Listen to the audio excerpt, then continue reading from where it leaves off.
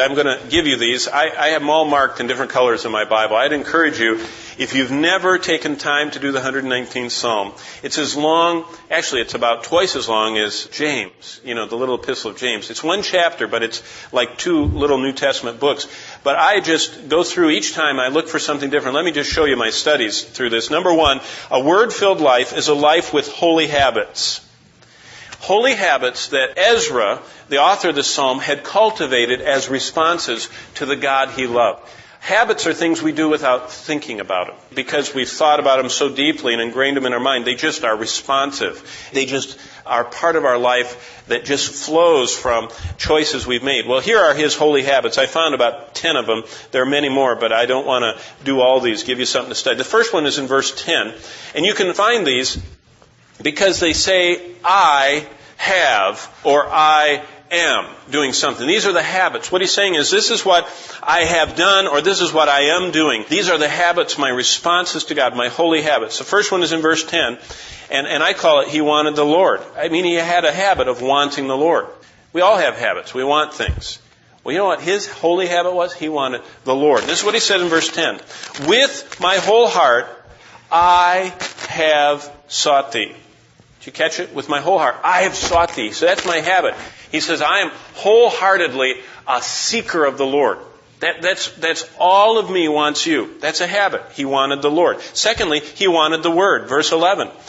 Thy Word I have hidden my heart. One of my children gets these special treats from a dear saint. She's a master confectionist. And she has perfected the art of making these Louisiana luscious pecan pralines. I mean, they're just so good. They just melt in your mouth. And so she gives those to one of my sons in this little Ziploc plastic bag. And it'll appear in my desk in a bag, and I bring it home. You know what I notice? He likes them so much, he hides them. You know why? There are many carnivores, actually confectionivores in our house, and they all like pralines. And so I saw yesterday, he lifted up the loaf of bread, and he had found a little spot under the bread holder where he kept, and so now I know where he hides the pralines. But look what it says here. He says, your word is so important, I have hidden it in my heart.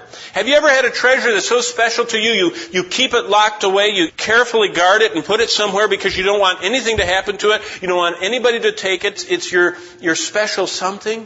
He said, that's what word is. He says, I want the word. And I want it so much that I have treasured it. I have put it hidden away in my heart so that I wouldn't sin against thee. I don't want anything to dispel your word which keeps me from sin.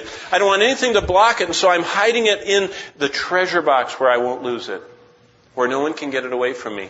I want it in my heart. He wanted the Lord, verse 10. He wanted the Word, verse 11. Look at verse 14. He loved God's ways. That was a habit, a holy habit. He says, I love your ways, O God. I have rejoiced in the way of thy testimonies as much as in all riches. We were at the first conference, the first of the 2 conferences I went to a couple weeks ago. We were sitting at a table with some friends. They were just talking. We just met them. And I was just listening to them. They were talking, and one of them leaned across the table and they said, do you see the guy sitting over there at that table? And so naturally, all of us went like this. And we looked over at the table, and I thought, yeah, what are you going to tell us? They said, he has 15 bathrooms in his house. And I started thinking, what are you telling me that for? They said, he doesn't just have 15 bathrooms. And they went through, and, in other words, he was very wealthy. I mean, I used to work for a neurosurgeon who had 9 bathrooms, 9 fireplaces, and 9 cars. And I was his butler, and I had to clean 9 bathrooms, and 9 fireplaces, and 9 cars. Who would want 15? It was bad enough cleaning 9, and everything else. But you know what? Look at the end of this verse, verse 14. As much as in all riches. You know what I gathered from sitting at that table with them whispering and pointing at the man sitting at that table with 15 bathrooms? He was rich and they weren't, and they wished they were. Did you catch that? He was rich, they weren't, and they wished that they had what he had. And they were talking about it, and they talked about all this stuff, and his family just jets all over the world, and they go on these trips, and they ski, and blah, blah, blah. And I thought, that's attractive to people. And you know what was attractive to Ezra? He says, I love God's way as much as if I had 15 bathrooms or all riches in the world.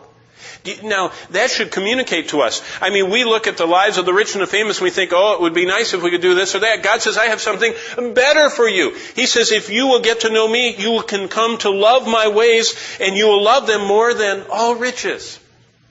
And that just saves us a lot of effort because we don't have to keep striving to have more. We already have everything. And that's what the psalmist said. My holy habit, verse 14 is, my habit is I love God's ways more than all riches.